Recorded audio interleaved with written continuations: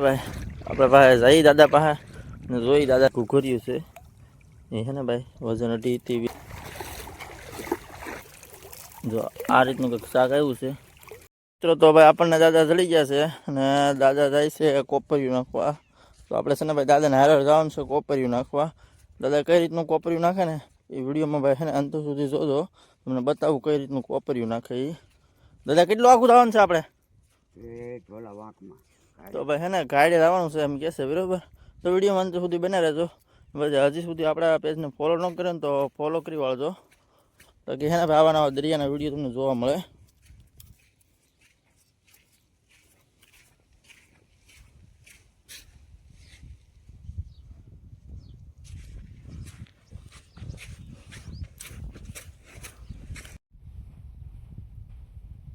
તો છે ને ભાઈ ઓલ્લો ખૂણો દેખાય ને ના સુધી જવાનું છે આપણે. બાકી વિડીયોમાં અંત સુધી બન્યા રહેજો.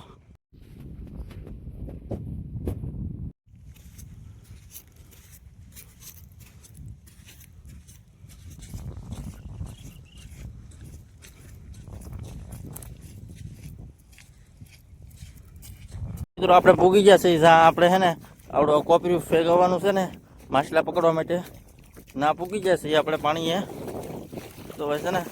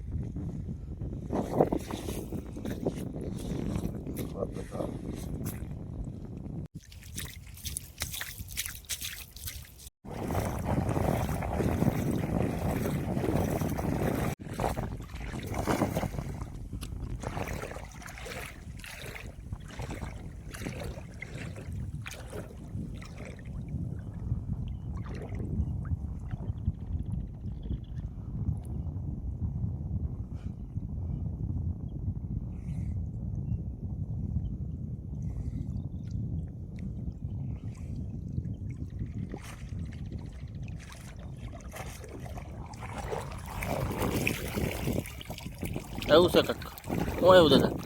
થોડીયું આવ્યું. તો ભાઈ થોડીયું આવી ગયું છે.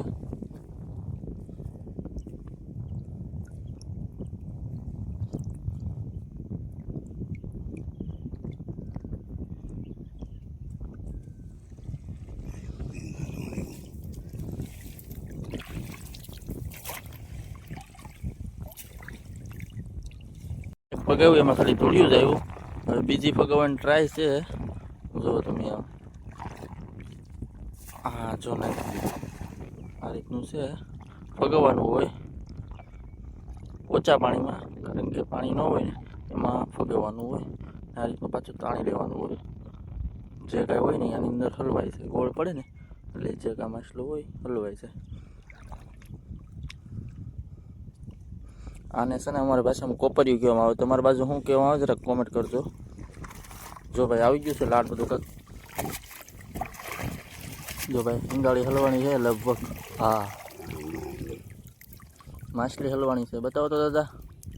મને પકડવા દે.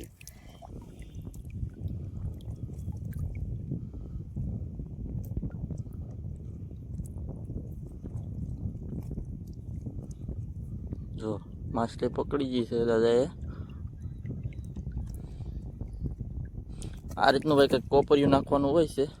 જો બીજું પણ માછલો એવું છે, ગોઈંદ્રો એવો છે.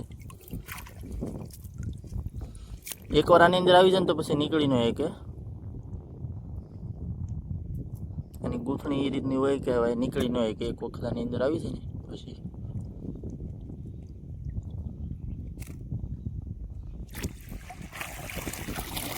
છે અહીંયા સિંગાળે ગોંદરો છે. આ પણ છે ને મોટો ગોંદરો છે. જો એવડો ગોંદરો છે.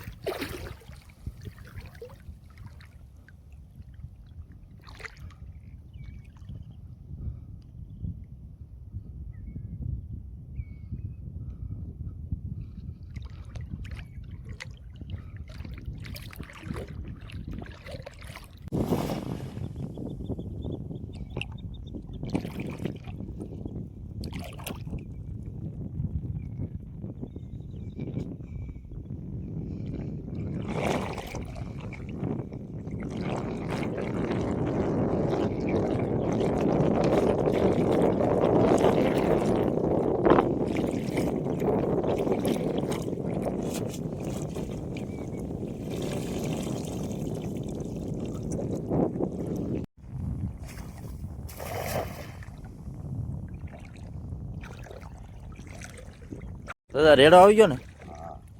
તો ભાઈ છે ને ભાઈ પાણી આવતા થઈ જશે.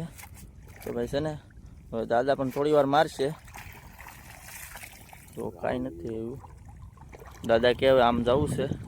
આવતા પાણીમાં માછલી આવતી હોય ને એટલા માટે છે ને હવે આમ જાય છે. કારણ કે ભાઈ અત્યારે તપડે છે.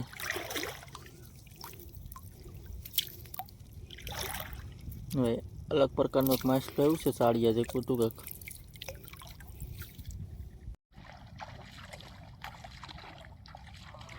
ભાઈ આપણે પાસે જઈ દાદા પાસે ને જોઈ દાદા કેટલું આમ શાક આવી ગયું છે. કારણ કે ભાઈ છે ને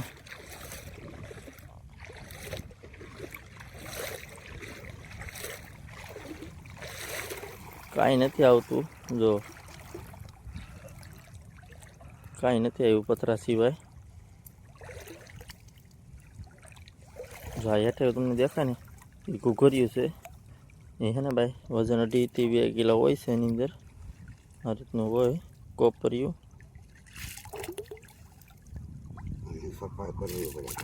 છે ને ભાઈ આ પથરા કાઢવા પડે, નકર છે ને ભાઈ કોઈ માછલું હલવાય નહીં.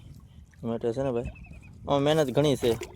જો તમે આમ 2 થી 2.5 કિલો તમારે છે ને ભાઈ હારે લઈને ફરવાનું, ને પછી છે ને એને દરિયામાં નાખવાનું. એ રીતની આખી પ્રક્રિયા હોય છે. તો ભાઈ કંઈક અલગ માછલું હતું એ.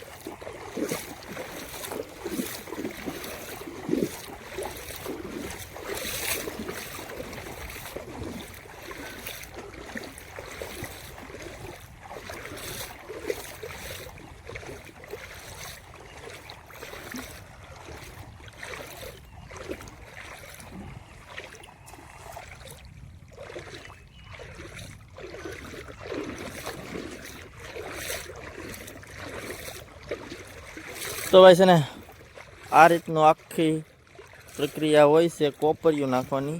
ને છે ને હવે આપણે નેક્સ્ટ વિડીયો છે ને કંડાળી ઉપર ઉતારવાનો છે. બરાબર, કંડાળી કઈ રીતના મૂકે, કઈ રીતના માછલા આવે, કઈ રીતના એ લોકો માછીમાર માછલા પકડે, એના માટે આપણે કંડાળીવાળા માટે વિડીયો બનાવવાનો છે. બરાબર, ને પછી છે ને ભાઈ 2-3 દિવસ પછી પાછું આપણે બધાને જવાનું છે. બરાબર, કેકડા પકડવા માટે. અમારી ભાષામાં કસલી કે તમારી બાજુ કેકડા કહેતા છે. બરાબર, પકડવા માટે જવાનું છે. તો છે ને ભાઈ આપણે પેજને ફોલો કરી વાળો.